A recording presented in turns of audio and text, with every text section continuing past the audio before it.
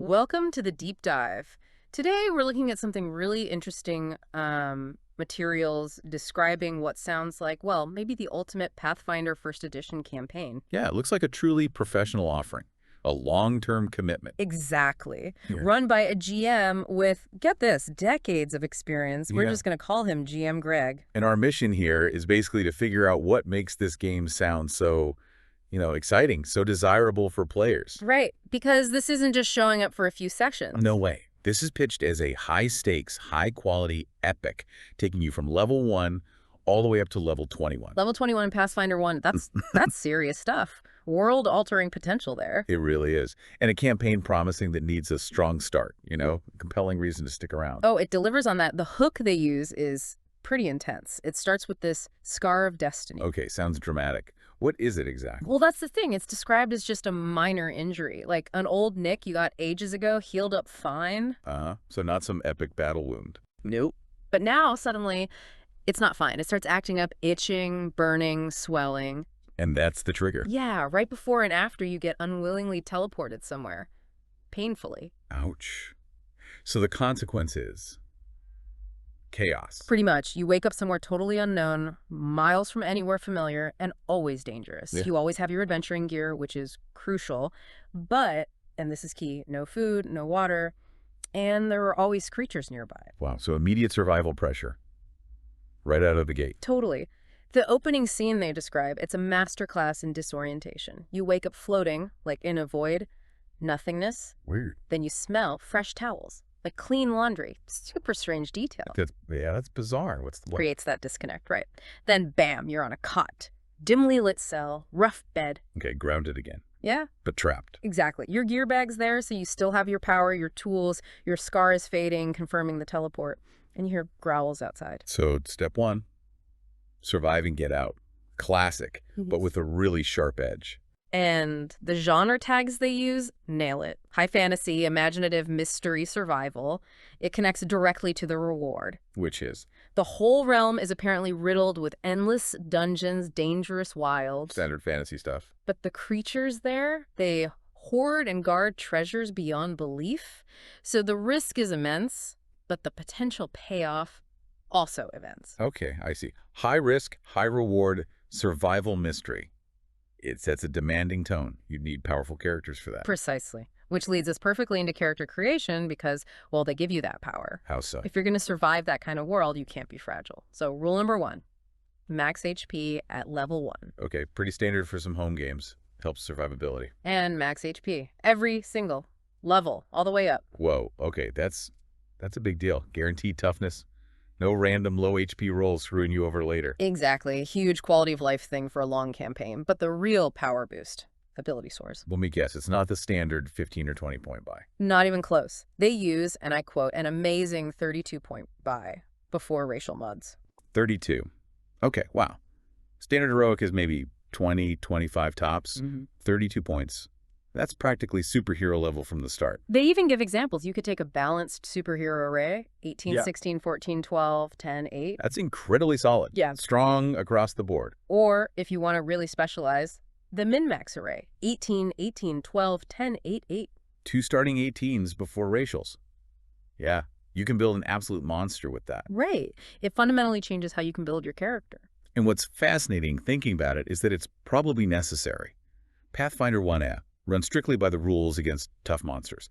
It gets lethal, fast. Normally with lower points, you're forced to choose, right? Do I max my attack stat, or do I pump constitution so I don't die? Or boost my will save so I don't get mind control? Yeah, the dreaded mad multiple ability dependence. Exactly, but with 32 points, you don't really have to make that choice. You can have your high primary stat and good con and solid mental phase. You can build a character that's both offensively specialized and defensively robust, ready for those epic level challenges. It basically guarantees you have the foundation for a character that could actually reach level 21 in a challenging game. It's not just a freebie, it's equipping you for the journey. And the GM encourages that focus. They advise against salad bar multiclassing. Meaning dipping into lots of different classes for minor perks. Yeah. They want specialization. They even recommend the classic party: cleric, rogue, fighter, wizard, bard. The foundation for high-level tactics. Makes sense. High-level Pathfinder really rewards focus and teamwork. On a technical side, it's strict Paizo Pathfinder 1E rules as written, raw. Okay, so no major house rules altering core mechanics. Seems that way. They do allow Pathfinder Unchained content. Which is generally good stuff. Unchained Rogue is much better. Unchained Summoner is, well, complex, but maybe more balanced. Right. But players using Unchained Summoner are responsible for knowing their stuff. And crucially, no tech guide material. Strictly banned. Ah, so keeping the flavor right. High fantasy, swords and sorcery, no laser pistols or androids sneaking in. Exactly. You get the modern rules refinements from Unchained, but maintain that classic fantasy vibe. It's a smart balance. So powerful characters, strict rules, classic fantasy. But who's running this gauntlet? Right. Let's talk about the GM. GM Greg, level 21 Game Master. And that's not just a fancy title. What's the background?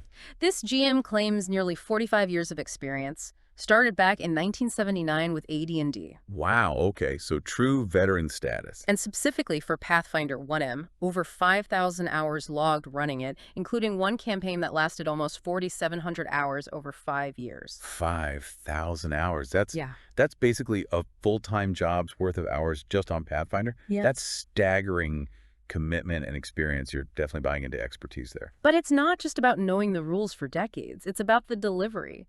The GM is apparently a trained stage, film, and voice actor. Ah, so performance chops too. Big time. Promises a unique voice for every single NPC and creature encountered. The goal is total vocal immersion, making every fight, every conversation distinct just by sound. That's a huge plus. Good voice acting adds so much. But often, GMs who are great performers lean more towards theater of the mind, less on maps and minis. See, that's where this gets really interesting. He pairs that high-level voice acting with serious production values and rules crunch. Oh, really? How so? Only high-quality color maps and backdrops, high-res, detailed scale maps for combat, and PC tokens are actual accurate figures, not just generic pogs. So top-tier visuals and top-tier audio. That's unusual. Yeah. And appealing. You get the immersion on multiple levels. And this commitment extends to the rules. It's run raw rules as written but adjudicated using RAI rules as intended. Okay, that's an important distinction. Explain that nuance. It means they stick to the letter of the rule for tactical balance and predictability. But if a literal reading leads to something nonsensical or totally broken, the GM uses the spirit or intent of the rule to make a fair call. Right. So it avoids rules lawyering that breaks the game, but maintains the structure needed for intense tactical play. Exactly, and allows the GM to handle apparently massive battles, like starting encounters with over 36 combatants on the board. 36 plus combatants. And run it smoothly. That requires serious rules, mastery, and organization. Which makes me wonder, doesn't that kind of tactical depth, that strict RAI approach, slow things down to a crawl? Constant rule lookups, debates. That's where the experience likely pays off. Speed comes from knowing the rules inside out and having procedures. They mentioned being strict on specific, often tricky skills like stealth, disable device, magical traps, and adhering to the principle that specific rules override general rules. It cuts down on ambiguity and, therefore, arguments. It's about efficient execution, not constant debate. Okay, that makes sense. It's about preparation and decisiveness. Yeah, and this focus on efficiency seems to carry over into the general gameplay structure. Right. The pacing is described as a dungeon level of the week, a home base for downtime, an overarching story mystery. Pretty classic structure designed to keep things moving. Maximizing adventure time. And they even have a specific way to handle this online using Roll20. Play is fast-paced, turn-based. And they use this OpenRP while busy icon in the chat. What exactly does that mean for players? How does it work? So when the GM puts that icon up, it's a signal. It means, okay, I'm busy crunching some numbers, figuring out complex spell effects, prepping the next monster's turn, whatever. Right, the stuff that usually leads to dead air online. Exactly. But instead of everyone just sitting there silently waiting, the players are actively encouraged to roleplay amongst themselves during that time. Ah, so they can plan their next move, react to what just happened, have in-character conversations. Precisely. It keeps the game flowing, keeps people immersed, and basically eliminates that awkward downtime while the GM handles the mechanics behind the screen. It's a really smart use of the VTT tools. That sounds like a brilliant solution to a common online TTRPG problem. And this focus on smooth play extends to setup, too. Yeah, Session 0 is apparently quite focused on the technical side, getting the Roll20 sheet fully functional macros, custom buttons. Making it easy to track buffs, conditions, use common abilities with just a click. Exactly. Advanced techniques so managing your powerful character doesn't become a chore mid-combat. They want you focused on the action, not wrestling with the interface. Makes sense. Build efficiency into the process from the start. And this structured environment is reinforced by the conduct rules. They want maximum focus. Which leads to that rule. There should not be any talk at the table unrelated to the game. No politics, religion, real-world stuff at all. It's strict. It is. And you could argue it might stifle some of the natural table chat and bonding. True. But in the context of a paid professional game, where the goal is deep immersion in a specific fantasy world and maximizing progress in a high-stakes tactical campaign. You can see the logic. It sets a clear boundary. Every minute you're there is for this game, this story. It guarantees focus. Yeah, it ensures everyone's time is respected and used for the intended purpose. And despite the game's lethality, there's a safety net. Right. They use hero points instead of fudging dice rolls, which keeps the raw integrity. But PCs can still die. Definitely. But death isn't necessarily the absolute end. There are mechanisms mentioned, like Lays Dead spells or the option to bring in a new character. With just a minor experience penalty, it sounds like. So consequences are real, but it's not overly punishing if misfortune strikes. Correct. And alongside the game rules, there are clear safety tools mentioned. Breaks, open door policy, aftercare, the standard toolkit. Plus, a very transparent list of content warnings right up front. Blood, cults, devils, demons, mind control, all laid out. So you know exactly what kind of themes to expect. No nasty surprises. Yeah. It allows players to consent fully and focus on the challenge. It really does sound like a complete package, doesn't it? A deep, long campaign, huge character power, a compelling mystery with that scar of destiny. All delivered with decades of GM experience, high production values, and that unique voice acting. Focused on creating this dramatic, tactical, but ultimately fun story that's driven by your choices as a player. So what does this all mean? Well, if you're looking for that truly immersive, high-level fantasy adventure, the kind where tactical crunch is embraced, not avoided. And supported by serious GM experience and quality assets. Then yeah, this sounds like a game that actually delivers on that promise of playing Pathfinder 1M from level 1 all the way to godlike power at level 21. Okay, so final thought for you listening.